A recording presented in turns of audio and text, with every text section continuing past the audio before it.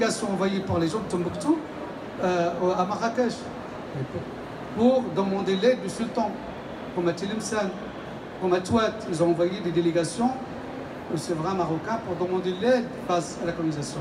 Donc il y a ce rayonnement, il y a cette politique religieuse, économique et culturelle de Maroc vers ses entourages. Malheureusement, les frontières, d'abord l'Algérie, les frontières des Français, ils ont pris toute la partie orientale parce qu'en fait, l'Algérie, c'était l'Algérie française, donc ils ont essayé d'élargir le territoire vers le Maroc, l'Est marocain, vers Tindouf et vers d'autres régions.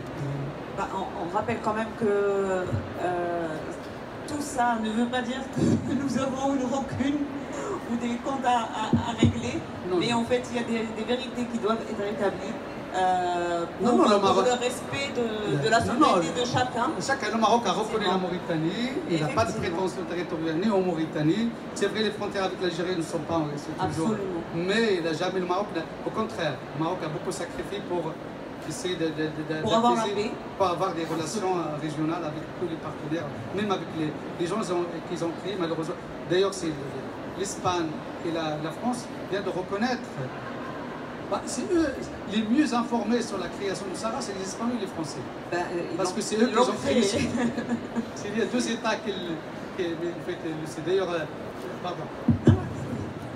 Ok, non mais vous êtes libre de poser des questions si vous en avez, de faire des commentaires. Il y aura un micro à disposition. Bien sûr.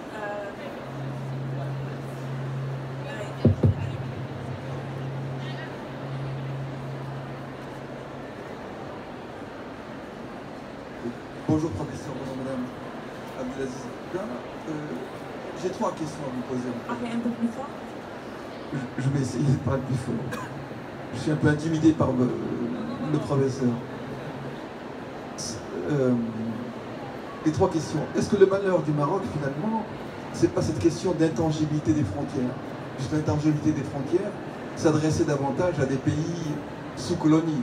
Le Maroc n'a jamais été une colonie, ça a toujours été un prédoctorat. Selon qu'on le voyait, puisque pour la partie nord et la partie centrale et une partie du sud, c'était un prédoctorat. Plus une partie coloniale pour cette partie revendiquée par les Espagnols en province. Le deuxième point, et justement, quand on débat sur l'intangibilité, le Maroc était un empire, vous l'avez bien décrit. Donc finalement, ça a été un malheur pour le Maroc d'être un empire. Puisque en étant un empire, et d'ailleurs, le fait d'avoir été colonisé, entre guillemets, qu'à partir de 1912, 1907 et 1912, finalement, ça a été un problème, puisque ça a été tardif, avec une dispute assez importante entre les coloniaux, c'est-à-dire l'Espagne, la France, l'Angleterre et l'Allemagne. Donc ça a été un problème aussi. Et puis, dernier point, est-ce que finalement, ce côté intangible des frontières, et puis le rôle également de cette opération Écouvillon par l'armée de libération qui a été pas suivie par la suite. Enfin, tous ces problèmes n'ont pas constitué finalement et retardé finalement la récupération par le Maroc de ces provinces du Sud.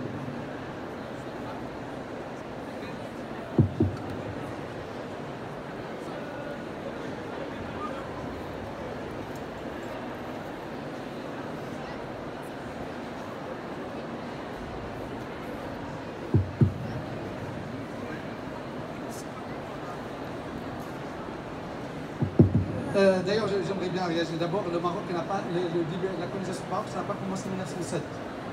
Il faut revoir le registre national, c'est 1884, depuis l'occupation du Dakhla, de la cité russe.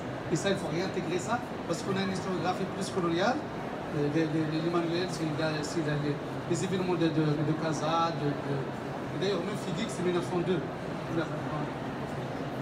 Donc, c'est 1884 que ça a commencé ce processus de colonisation du territoire marocain. Et c'est vrai, début de 1960, les pays africains, pour éviter des conflits entre États, on dit on va respecter les frontières. Sauf que le Maroc, ces frontières n'existaient pas en fait. D'abord, c'est des frontières, c'est le même État, en fait, c'est le même empire, été fragmenté entre trois, parce que sinon, Tanger, ça sera un État, si on veut respecter. Tindouf, Ifni, ça sera. D'ailleurs, même la résolution 1514, de reconnaissance, en fait, Ifni était inscrit comme, il faudrait, d'abord le Sahara, ce qu'on appelle le Sahara espagnol, Ifni était inscrit en 1965, deux régions marocaines. Il faut appliquer le droit à l'autodétermination. Pourquoi Ifni on a négocié et le Sahara on n'a pas négocié? Pourquoi en 1967 on a séparé ici la région des Tramlan de la région de Sahara? Or, les deux régions elles étaient inscrites à la 4e commission en 1965 et c'est à la demande du Maroc. En 1966, c'est le Maroc qui a demandé le référendum. Et aussi des Baba qui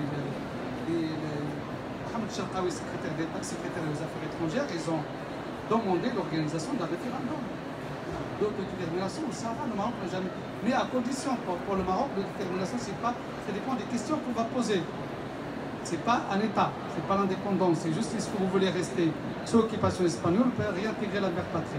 C'était ça la question. Et d'ailleurs, avec Sidi Ifni, on a négocié.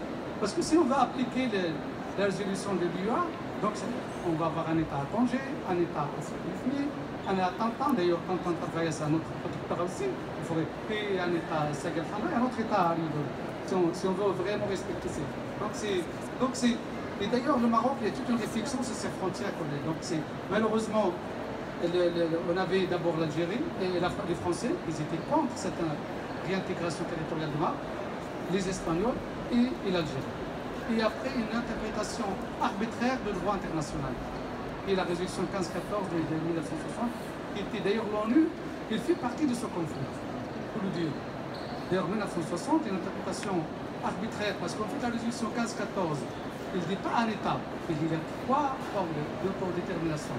C'est-à-dire réintégrer un État indépendant, avoir l'indépendance à un moment transitoire et après réintégrer un État, et après l'indépendance. C'est juste. Et donc on a repris toujours pour la troisième.